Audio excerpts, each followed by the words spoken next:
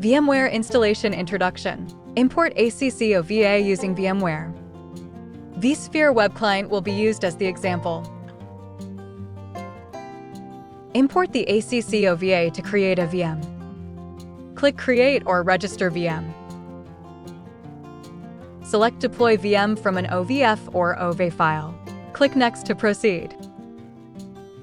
Enter the VM name, such as the ACC version, and select the ACC OVA file location. Download the OVA from the ACC official website. Click Open to import the OVA. Click Next to proceed.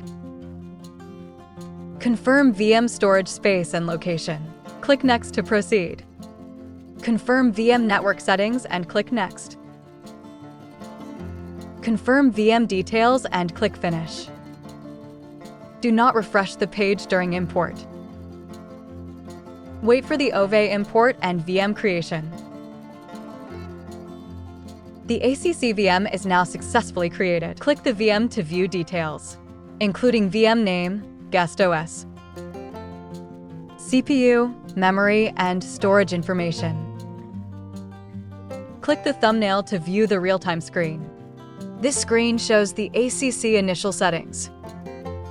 Installation introduction concluded.